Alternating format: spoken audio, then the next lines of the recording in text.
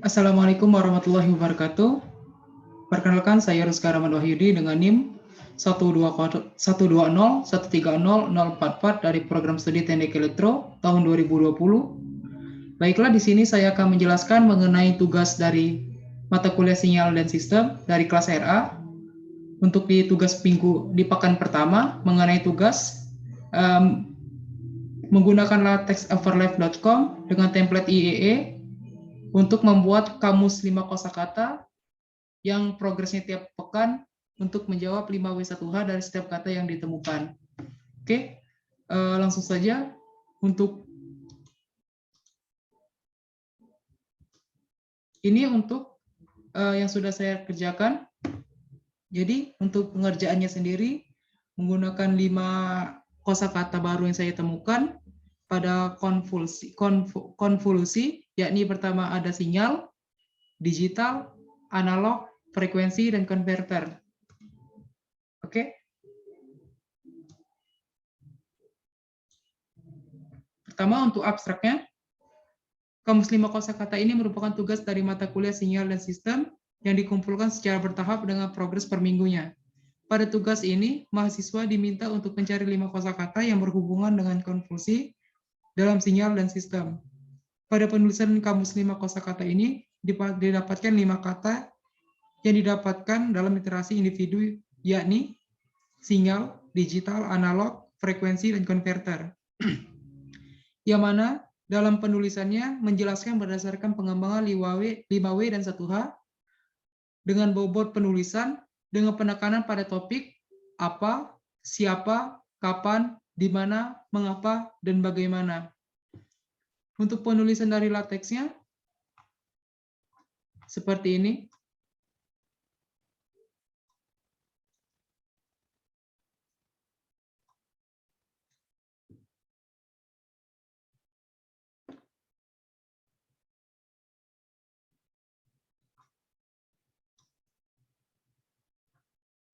Yang pertama, langsung saja masuk ke kosakata. Yang pertama yakni sinyal. Sinyal adalah fenomena fisik dalam penyampaian suatu informasi dalam jaringan. Sinyal didefinisikan sebagai suatu besaran fisis yang merupakan fungsi waktu, ruangan, atau beberapa variabel. Pada tahun 1896, ilmuwan Italia, Guglielmo Marconi mendapatkan hak paten atas telegraf nirkabel yang menggunakan 2 sirkuit. Pada saat itu, sinyal ini hanya bisa dikirim pada jarak dekat.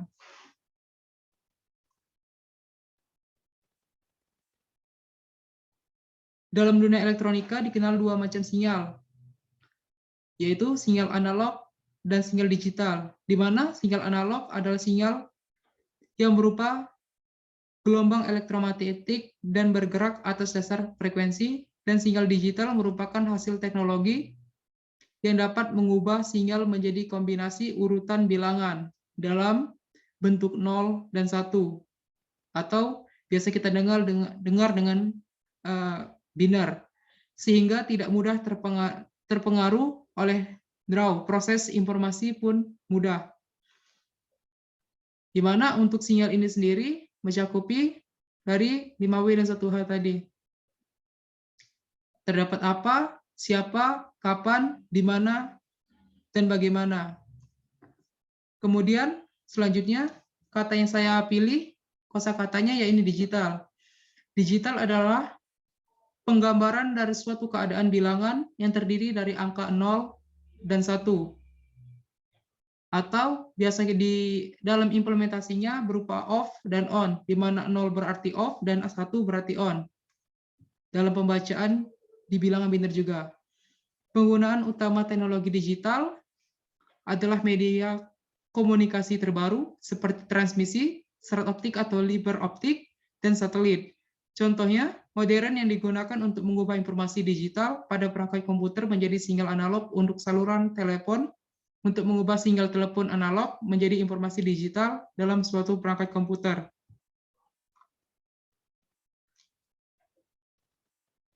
Selanjutnya, untuk di topik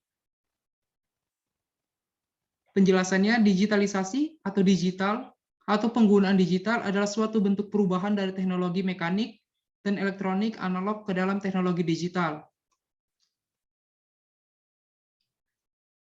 Bentuk digitalisasi ini sebenarnya sudah diterapkan dari tahun 1980 dan terus berlanjut hingga sekarang.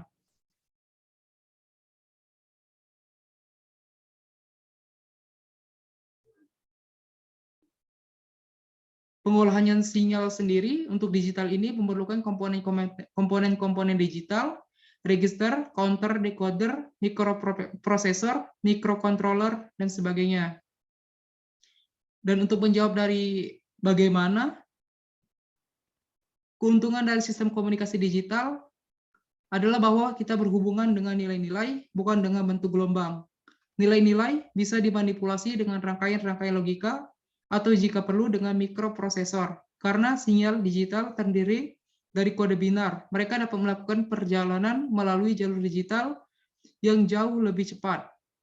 Hal ini memungkinkan lebih banyak data yang akan ditransfer, yang menghasilkan sinyal lebih tajam, lebih jelas, dan akurat. Kemudian, kembali untuk menjawab bagaimana dari topik yang ditekankan, sinyal digital ini memiliki berbagai keistimewaan yang unik, yang tidak ditemukan pada teknologi analog atau teknologi sebelumnya. Yang pertama, mampu mengirimkan informasi dengan kecepatan cahaya yang dapat membuat informasi dapat dikirim dengan kecepatan tinggi. Jadi, dengan penerapan dari sinyal digital ini, keuntungan yang dipastikan didapatkan, yakni adanya cepat dalam penyampaian informasi karena tidak dalam bentuk fisik lagi. Jadi informasi yang disampaikan bisa dalam waktu sesingkat mungkin. Kemudian penggunaan yang berulang-ulang terhadap informasi tidak mempengaruhi kualitas dan kuantitas informasi itu sendiri. Jadi untuk penggunaan dari sinyal digital ini karena dia berbentuk digital atau kata lainnya bisa dalam bentuk soft file dan tidak dalam bentuk secara fisik atau hard file-nya sendiri. Jadi untuk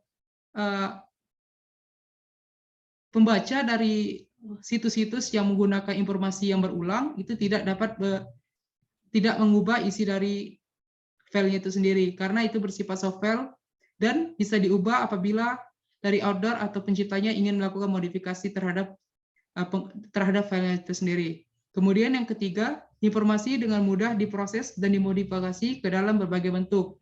Kembali lagi ke konsep yang kedua tadi, jadi informasi itu sendiri dapat diubah jika dari pengguna atau pembaca ingin melakukan modifikasi terhadap file. Dan yang keempat, dapat memproses informasi dalam jumlah yang sangat besar dan mengirimnya secara interaktif. Kemudian, kata yang ketiga yang saya pilih dari konvolusi, yakni analog. Analog ini sendiri merupakan suatu teknologi sebelum digital yang sudah saya jelaskan tadi. Oke, saya akan menjelaskan mengenai analog. Analog adalah jenis sinyal yang berupa gelombang elektromagnetik dan bergerak atas data frekuensi. Sinyal analog merupakan sinyal untuk menampilkan data analog. Sinyal analog berupa berbagai macam gelombang elektromagnetik yang langsung terus-menerus disebarkan terus-menerus melalui berbagai media transmisi. Sinyal analog juga disebut dengan broadband merupakan gelombang-gelombang elektronik yang bervariasi dan secara kontinu ditransmisikan melalui beragam media tergantung transmisinya.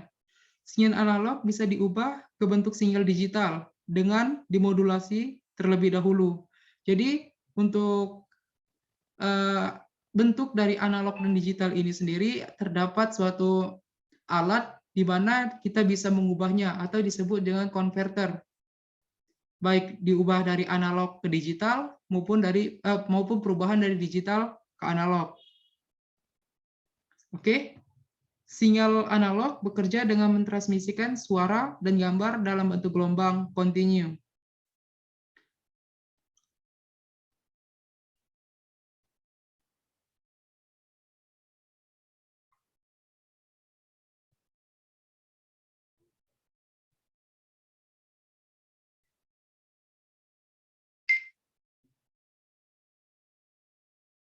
Pada sinyal unipolar atau baseband, sinyal input hanya mempunyai dua nilai, 0, dan 1. Jadi, repeater harus memutuskan mana dari kedua kemungkinan tersebut yang boleh ditampilkan pada inverter waktu tertentu untuk menjadi nilai sesungguhnya di sisi terima. Amplitudo merupakan ukuran tinggi, rendahnya tegangan dari sinyal analog. Kedua, frekuensi adalah jumlah gelombang sinyal analog dalam satuan detik, dan fase adalah besar sudut dari sinyal analog pada saat tertentu.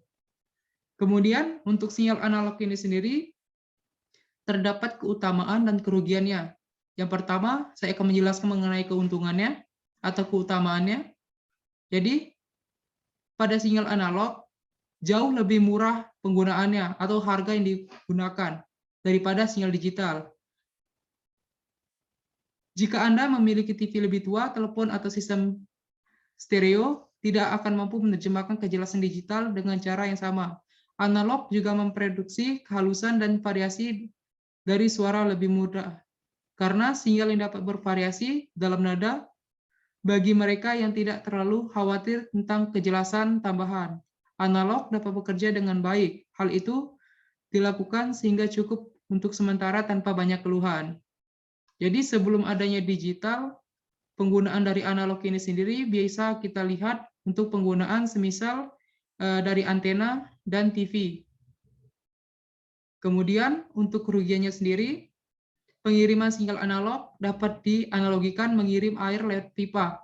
Aliran pipa kehilangan tenaganya saat disalurkan melalui sebuah pipa. Semakin jauh pipa, semakin banyak tenaga yang berkurang, dan aliran semakin menjadi lemah. Demikian pula sinyal analog akan menjadi lemah setelah melewati jarak yang jauh. Jadi kesimpulan yang dapat kita ambil untuk kerugian dari sinyal analog ini, yakni terdapat pada dari skema skala penggunaan dari bagian jarak. Jadi semakin jauh jarak, maka sinyal yang akan ditangkap dan diperoleh itu semakin kecil, yang dapat menyebabkan minusnya itu dapat dilihat kalau implementasinya dalam kehidupan itu pada TV, bisa kita saksikan dengan adanya noise pada tampilan pada TV analog yang disebabkan karena sinyal yang lemah.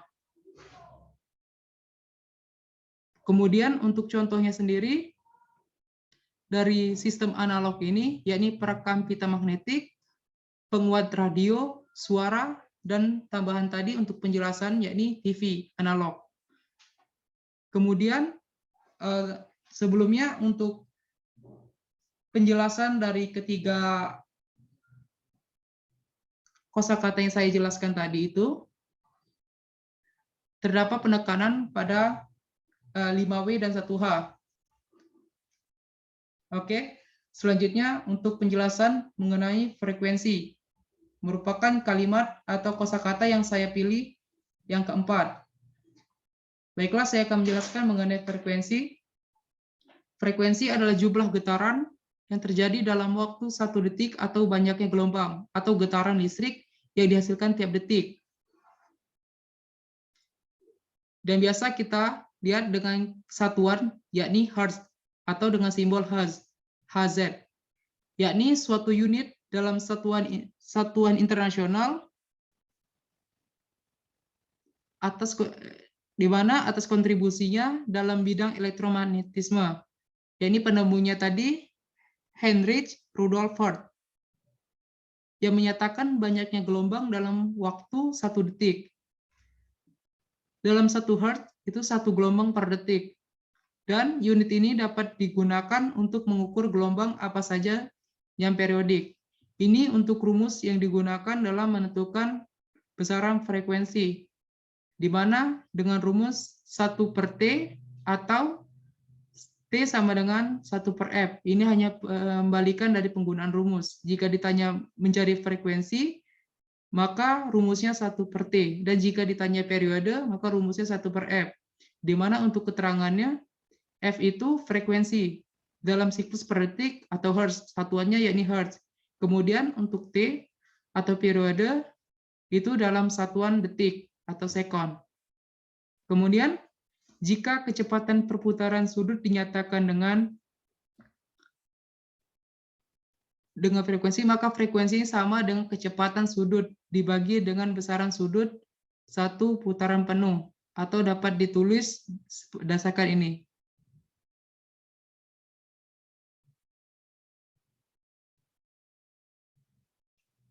Selanjutnya, saya akan menjelaskan mengenai konverter.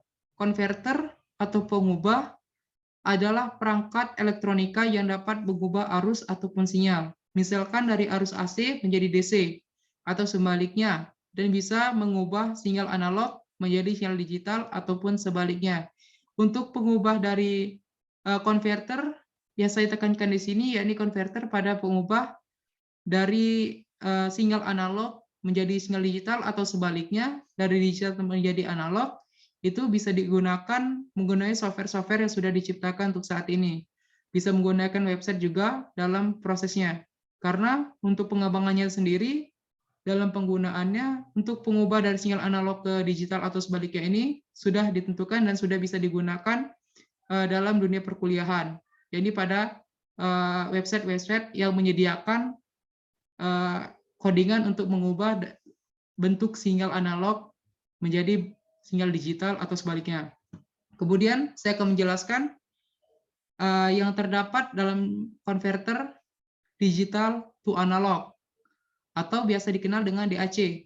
DAC, Digital to Analog Converter, merupakan rangkaian elektronika yang berfungsi untuk mengubah suatu isyarat digital atau berbentuk kode-kode, di mana untuk kode-kodenya ini sendiri biasa dalam bentuk angka 0 dan 1 menjadi isyarat analog atau tegangan analog sesuai dengan isyarat digital tersebut. DAC dapat dibangun menggunakan penguat penjumlah inverting dari sebuah operational amplifier yang diberikan sinyal input berupa data logika digital yang sudah saya jelaskan tadi, yakni berupa angka 0 dan 1. Dan pengubah ini mentransformasikan masukan digital menjadi keluaran analog. Kemudian untuk karakteristik dari digital to analog converter. Yang pertama, input digital.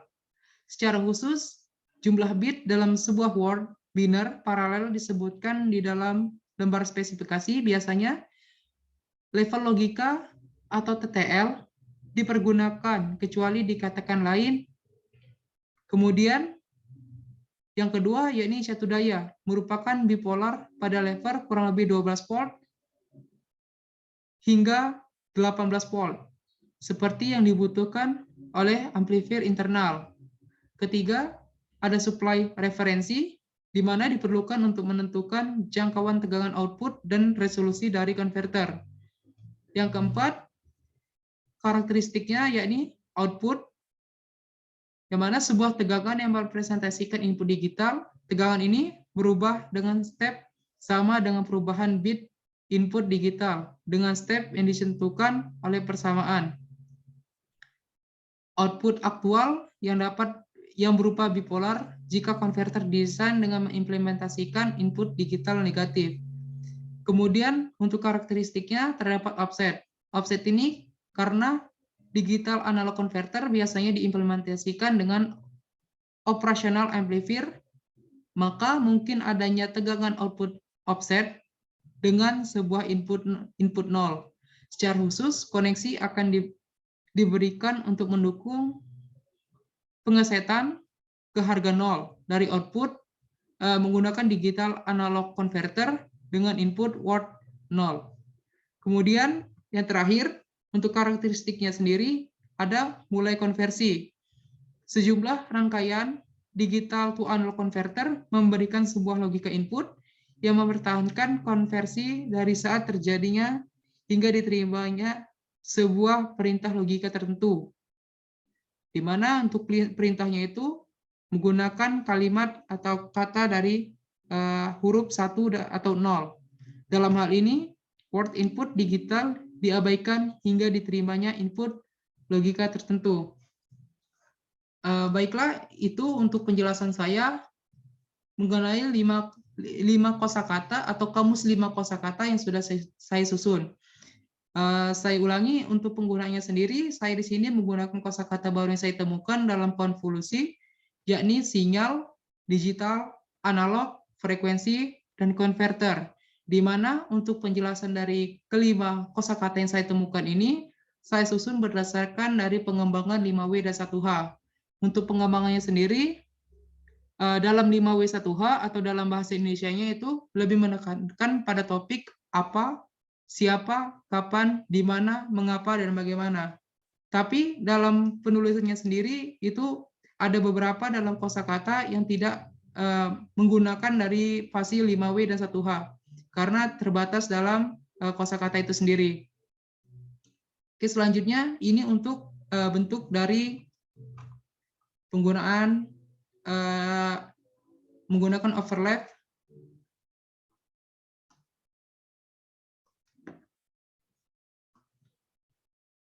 Di mana di sini saya yang pertama untuk memunculkan abstrak menggunakan codingannya seperti ini untuk bagian abstrak dengan bold map, penulisan, dan ada kata kunci.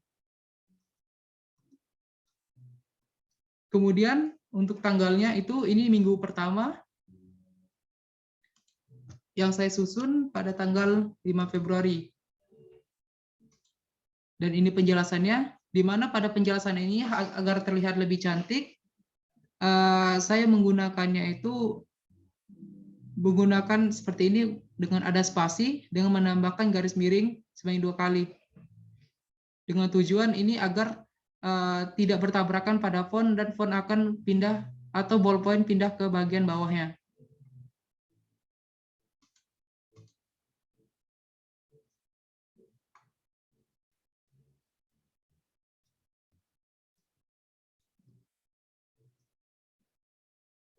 Kemudian yang saya gunakan juga, yakni ada untuk mempercantik dari tampilannya menggunakan huruf miring atau menggunakan codingan seperti ini. Text it dengan dalam kurungnya itu keutamaan dan kerugian dari sinyal analog yang bisa kita lihat pada contohnya seperti ini.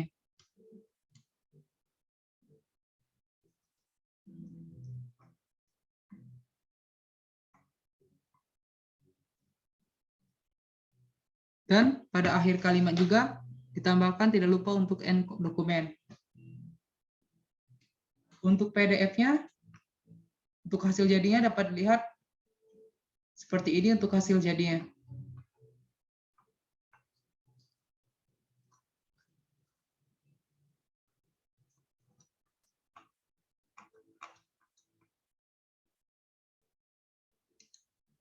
Oke, itu saja yang dapat saya sampaikan untuk penjelasan mengenai tugas yang pertama dengan progres minggu pertama dengan 5 kosakata yang saya temukan dari konvolusi.